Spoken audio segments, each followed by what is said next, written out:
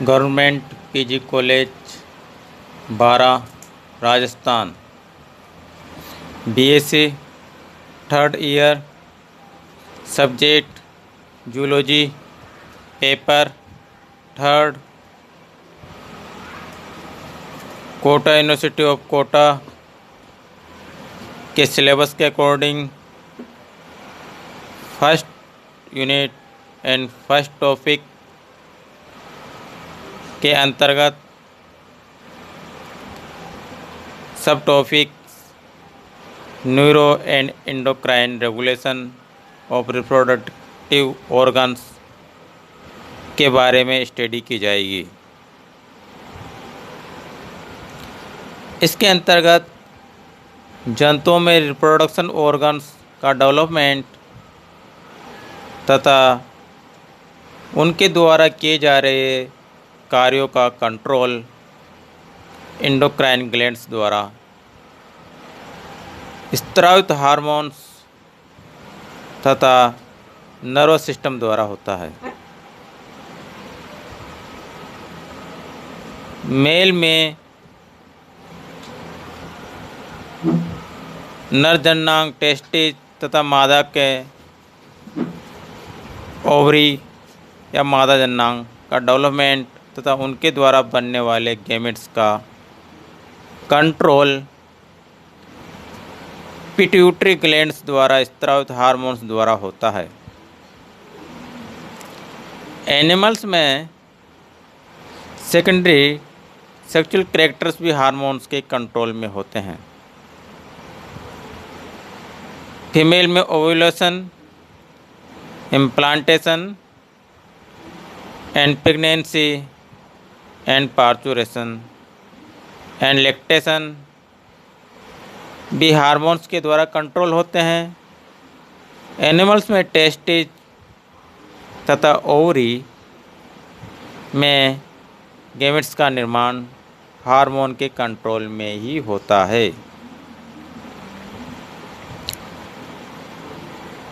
तथा ये हार्मोन्स इनको हार्मोन्स के स्रावन के लिए प्रेरित करते हैं जो अदर कैरेक्टर्स को कंट्रोल करता है।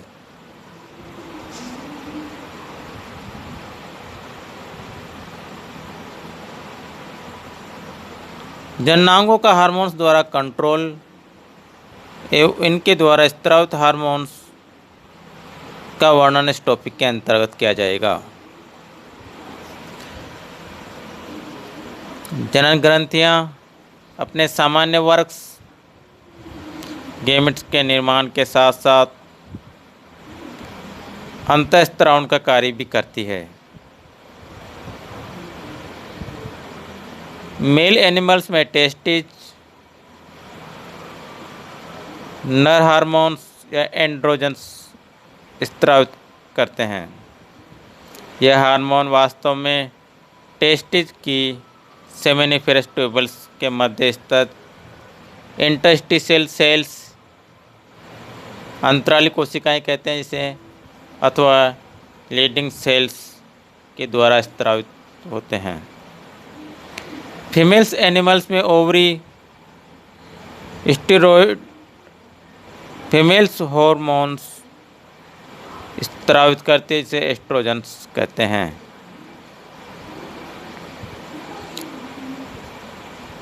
मेल रिप्रोडक्टिव ऑर्गन्स में फर्स्ट ऑर्गन टेस्टिस होता है।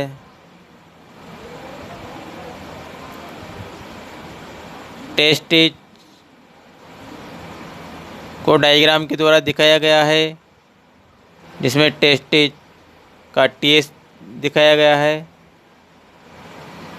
टेस्टिस नर जननांग होता है, ये एक जोड़ी होते हैं।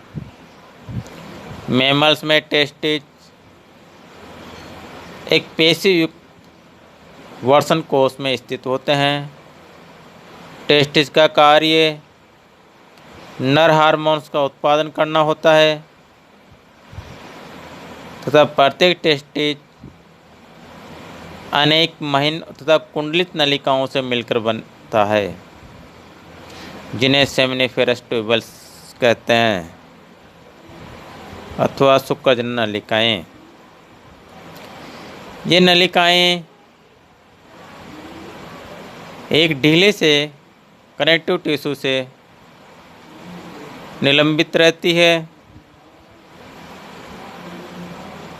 इस टिश्यू में रुधिर केशिकाएं तथा नर्व फाइबर्स उपस्थित होते हैं, जिससे आपस में जुड़े रहते हैं।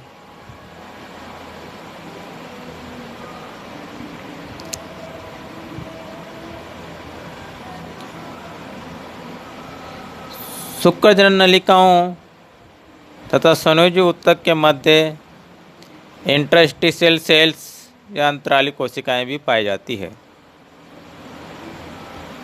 इन कोशिकाओं को लेडिंग सेल्स भी कहते हैं। यही कोशिकाएं नर हार्मोन्स का स्त्रावन करती है। प्रत्येक शुक्रजनन नलिका के चारों ओर सेमिनिफेरस ट्यूबल्स के चारों ओर लचीले कनेक्टिव टिश्यू की बनी बेसमेंट मेम्ब्रेन होती है। इसी बेसमेंट मेम्ब्रेन पर जर्मिनल एपिथेलियम स्थित होती है। जर्मिनल एपिथेलियम में 2 प्रकार की कोशिकाएं पाई जाती है। प्रथम स्पर्मेटोगोनिया, ये शुक्रजनन कोशिकाएं भी कहते हैं, जो शुक्रजनन द्वारा स्पर्म बनाती है। सेकंड, स्पर्म को पोषण या न्यूट्रिशन देने वाली सपोर्टिंग सेल्स होती है, जिन्हें सर्टोली सेल्स कहते हैं। इनका स्वतंत्र तल कटा हुआ होता है, जिसमें विकसित हो रहे स्पर्म दसे रहते हैं। इन कोशिकाओं से स्पर्म को आधार तथा पोषण प्राप्त होता है।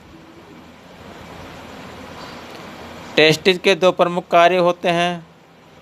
प्रथम शुक्रजनन तथा शुक्राणुओं का निर्माण करना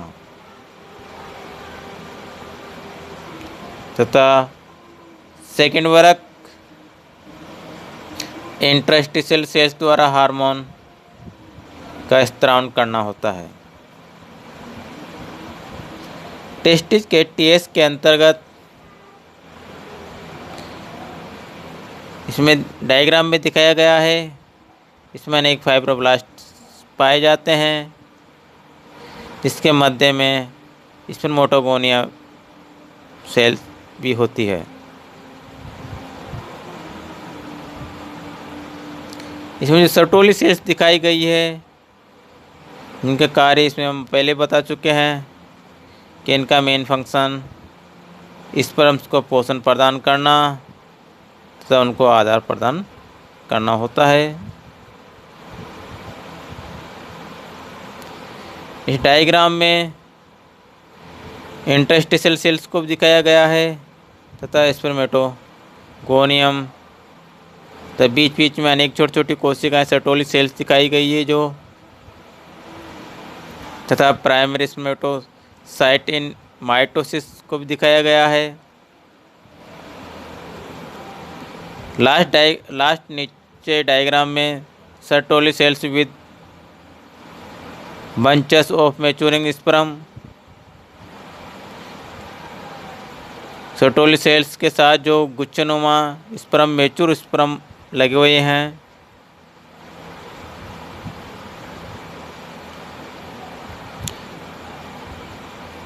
इसके साथ ही आज का टॉपिक कंप्लीट होता है एंड अंत।